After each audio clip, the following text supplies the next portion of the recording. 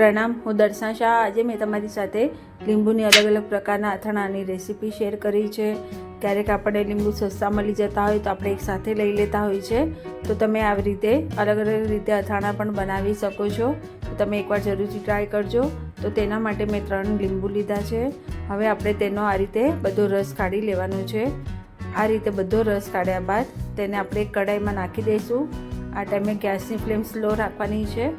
હવે આમાં સાકર નાખશું। સાકર નાખીને આપણે તેને મેલ્ટ થાય ત્યાં સુધી હલાવશું। હવે તેમાં મીઠું, મરચું આ બધું નાખીને હલાવવાનું છે। ગેસની ફ્લેમ પહેલાં ફાસ્ટ અને પછી સ્લો પર આપણે આ થવા દેવાનું છે। આ અથાણું તમે 15 થી 20 દિવસ સુધી સ્ટોર કરી શકો છો અને તમે બહાર બી રાખી શકો છો।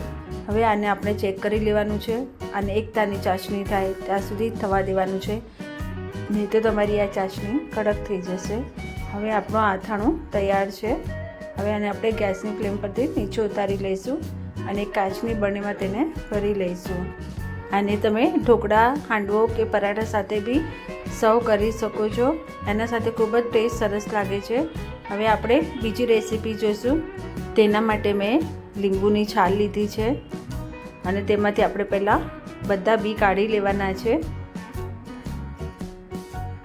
આ રીતે મેં લગભગ 5 લીંબુની છાલ લીધી છે અને તેમાંથી મેં બધા બી કાઢી લીધા છે। હવે આપણે આને કુકરમાં લઈ લઈશું અને તેમાં આપણે મરચાં નાખવાના છે। મરચાં તમે તમારા ટેસ્ટના હિસાબથી ઓછા યા વધતા કરી શકો છો। હવે આમાં સ્વાદ પ્રમાણે મીઠું નાખીને આપણે તેને 3 સીટી વગાડી દેવાની છે।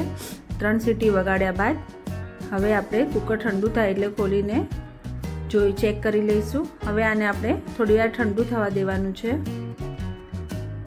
આ રીતે ઠંડુ થઈ ગયા બાદ હવે આપણે એક મિક્સર જારમાં આ લીંબુ અને મરચાંને લઈ લઈશું અને તેની બારીકથી પેસ્ટ બનાવી લઈશું। આવી રીતે બારીક પેસ્ટ બન્યા બાદ હવે આપણે એક કઢાઈ લેવાની છે, તેમાં સાકર નાખશું અને જે પેસ્ટ બનાવી છે આપણે તે નાખશું અને આપણે આને સાકર મેલ્ટ ના થઈ જાય પૂરી ત્યાં સુધી તેને હલાવવાનું છે। આમાં તમે જેમ જેમ હલાવતા જશો તેમ સાકરમાંથી પાણી છૂટતું જશે અને સરસ રીતે બધું મિક્સ થઈ જશે। આ અથાણું તમારે બહાર 3 થી 4 દિવસ માટે અને ફ્રીજમાં તમારે 15 દિવસ માટે પણ સ્ટોર કરી શકો છો। હવે આપણી આ સાકર બધી મેલ્ટ થઈ ગઈ છે। ગેસની ફ્લેમ આપણે સ્લો રાખવાની છે। હવે આમાં આપણે લીંબુનો રસ ઉમેરશું અને તેને મિક્સ કરીને ગેસની ફ્લેમ બંધ કરી દેવાની છે। આમાં તમે લાલ મરચું પણ નાખી શકો છો। હવે આપણું અથાણું તૈયાર છે। હવે આપણે આ ત્રીજી રેસીપી જોઈશું। તેના માટે મેં 4 લીંબુ લીધા છે, તેમાં પાણી અને મીઠું નાખીને આપણે તેની 3 સીટી લગાડીને બાફી દેવાના છે અને બાફી લીધા બાદ ચેક કરવાનું છે કે બફાયા છે કે નહીં। હવે આને આપણે એક પ્લેટમાં લઈ લઈશું અને તેને ઠંડા થવા દઈશું। ઠંડા થઈ ગયા બાદ તેને હાફ કટ કરી લેવાનું છે। આ રીતે બધા હાફ કટ કર્યા બાદ તેમાંથી આપણે બી બધા કાઢી લેવાના છે। તમારે ચમચીના મદદથી તેમાંથી બી ફટાફટ નીકળી જશે અને બી કાઢ્યા બાદ આપણે તેને 4 ભાગમાં કટ કરી લઈશું। આ રીતે બધા લીંબુને 4 ભાગમાં કટ કરી લેવાના છે।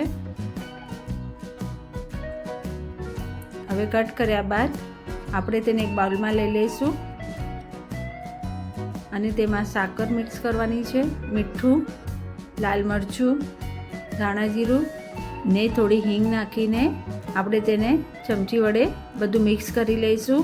મિક્સ કર્યા બાદ સાકરને પીગળતા 1 દિવસ લાગતો હોય છે, તો 1 દિવસ માટે આપણે બહાર રાખવાનું હોય છે અને પછી તમે તેને ફ્રીજમાં રાખી શકો છો।